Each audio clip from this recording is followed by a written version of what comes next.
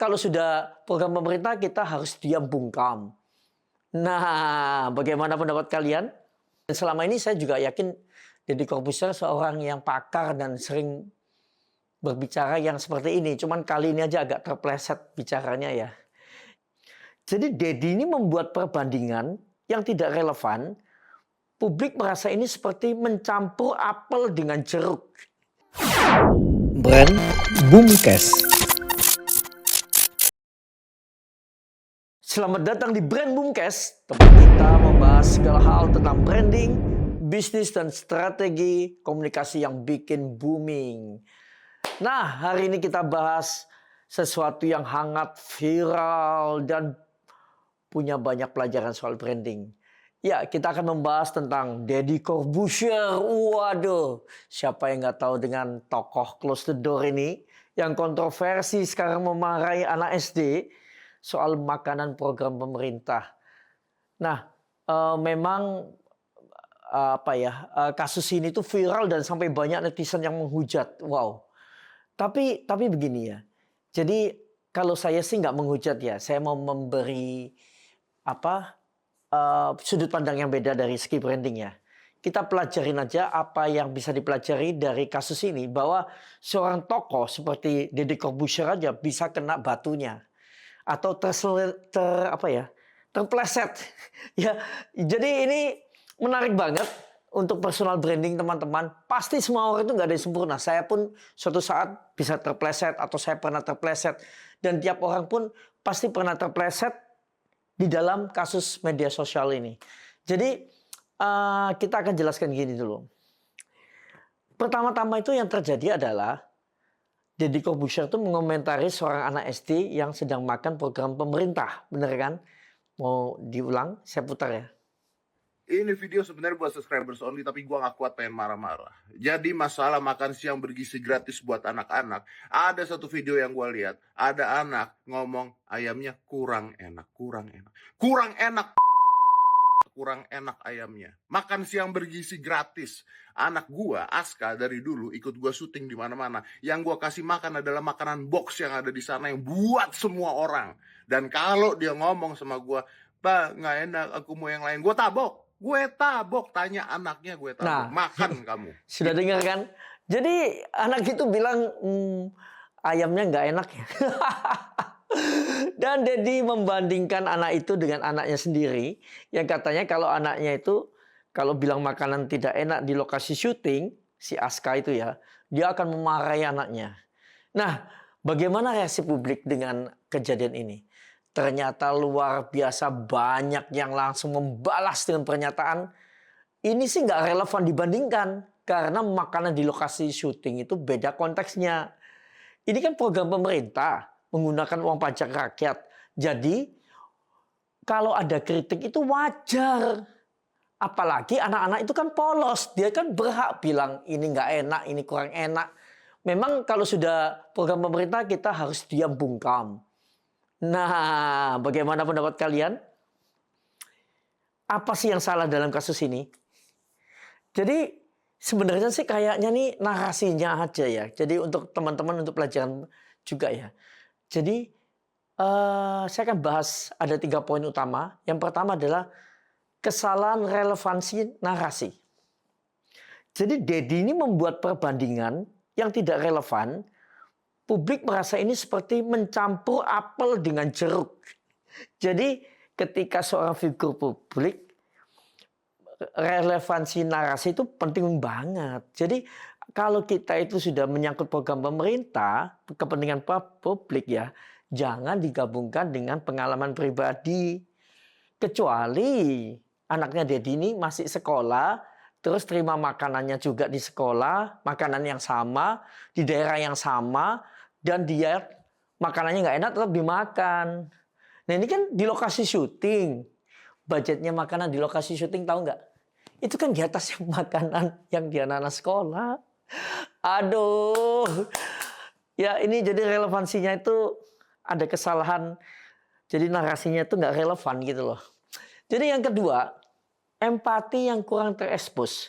Jadi anak-anak itu kan sebetulnya adalah audiens yang sensitif. Jadi publik itu mengharapkan pendekatan yang lebih lembut. Bukan hard statement yang bisa dianggap menyerang. Kalau Dedi kan kesannya menyerang nih. Jadi Bro Dedi, maaf ya, saya belum kenal Bro Dedi secara langsung, tapi itu kesannya tuh waktu bicara tuh menyerang, apalagi dengan gayanya kan agak begini-begini ya, sambil buka baju kayak mau nantangin gitu ya. Nah orang tuh yang dengerin itu kayak, ini orang kenapa sih petantang-petenteng sambil ngomelin anak kecil, ya kan? Jadi dalam branding itu empati adalah kunci utama untuk menjaga hubungan dengan audiens. Kalau ini kesannya menantang, kayak menantang anak kecil, makanya publik itu bisa marah. Yang ketiga nih ya, konteks publik versus pribadi. Jadi membawa pengalaman pribadi ke isu publik itu bisa jadi bumerang kalau konteksnya tidak sejalan. Personal branding itu adalah tentang bagaimana Anda bisa menyampaikan pesan yang relatable, jadi yang berhubungan tanpa menimbulkan salah paham.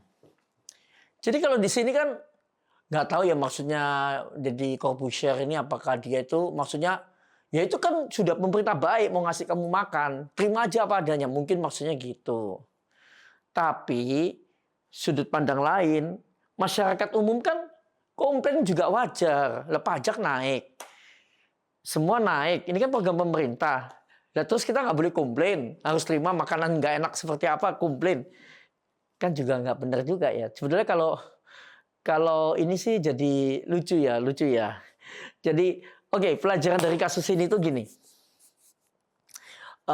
Kita itu bisa mempelajarin kasusnya Deddy Corbuzier ini untuk kita sendiri juga ya. Jadi yang pertama, jangan biarkan emosi menguasai narasi. Saya nggak tahu kenapa Deddy itu meluapkannya dengan gaya-gaya sok yang agak-agak emosi gitu. Atau dia habis nge-gym kecapean atau apa ya. Apalagi ketika Anda itu figur publik. Setiap ucapan itu sekarang diawasin. Sebelum membuat pernyataan, tanyakan dulu relevankah ini dengan situasi yang sedang dibahas. Tapi mungkin juga saya paham karena di sini seorang figur Deddy Corbuzier itu kan sudah sangat diagung-agungkan oleh masyarakat Indonesia ya. Jadi mungkin dia merasa apa yang diomongin itu sudah paling benar di antara semua omongan orang. Nah ini mungkin yang menjadi salah satu yang menjadi bumerangnya ya. Yang jadi sudah merasa semua yang keluar dari mulutnya itu sudah yang terbaiknya. Nah yang kedua nih ya. Gunakan kontroversi untuk berbuat baik. Jadi sebenarnya bisa membalikkan situasi ini menjadi peluang positif. Misalnya dengan mengajak audiens untuk mendukung peningkatan kualitas makanan program pemerintah. Atau memberikan solusi konstruktif. Jadi ketika anak itu bilang makanannya nggak enak, bukan diserang, tapi menjadi pertanyaan balik. Kenapa ya nggak enak? Apa benar nggak enak? Saya kok pingin coba. Atau gimana ya? Kenapa daerah ini ada yang komplain dan daerah ini ada yang nggak komplain? Kan memang wajar ya, karena kan seluruh Indonesia itu kan besar sekali. Jadi kalau mungkin ada satu daerah yang makanannya nggak enak, wajar. Saya aja pernah ya makan brand terkenal itu perut sakit mules. Biasanya enak, karena apa? Hari itu dia kayaknya makanannya pas dagingnya itu lagi basi atau apa gitu ya. Nah ini kan kita nggak tahu. Jadi jangan langsung ngejudge anak kecil yang dengan polosnya berani bicara di wawancaranya itu. Anak kecil itu hebat sih kalau saya bilang. Harusnya dapat penghargaan. Berani mengkomunikasikan perasaannya. Nah, jadi gini, lucu. Saya sampai tertawa. Yang ketiga ya, empati adalah segalanya. Dalam branding, empati itu selalu menang. Jika Anda menghadapi kritik, tunjukkan pemahaman terhadap perspektif audiens. Empati membuat brand atau personal brand itu lebih manusiawi dan relatable. Jadi di sini jangan diserang, Bro Deddy. Saya nggak kenal Anda, tapi masukkan aja ya. Lain kali jangan nyerang-nyerang orang sembarangan, tapi lebih ke kasih perspektif yang beda aja. Itu lebih menarik mungkin. Dan selama ini saya juga yakin Deddy Corbuzier seorang yang pakar dan sering berbicara yang seperti ini. Cuman kali ini aja agak terpleset bicaranya ya. Jadi branding itu bukan untuk menjadi terkenal, tapi juga bagaimana kita itu dikenal orang lain. Kalau terkenal aja tapi negatif juga bahaya. ya, tapi dikenal untuk hal orang mengenal kita dan mereka ingin dekat dengan kita itu lebih baik. Oke, jadi teman-teman, itulah pelajaran yang singkat dari kasus Deddy Corbuzier. Narasi, relevansi, dan juga empati adalah kunci dalam membangun personal branding yang kokoh. Kalau ada pendapat atau cerita lain yang ingin kalian bahas di podcast ini, jangan ragu untuk hubungi saya, Sugi Mitro, pakar digital branding. Dan kemudian coba pantengin aja postingan-postingan sebelumnya atau yang akan datang. Siapa tahu kalian bisa mendapat banyak insight ataupun ya hal-hal yang bisa berguna untuk hidup Anda. Dan selalu stay di Brand Boomcast. Stay bold, stay inspiring. Brand Boomcast.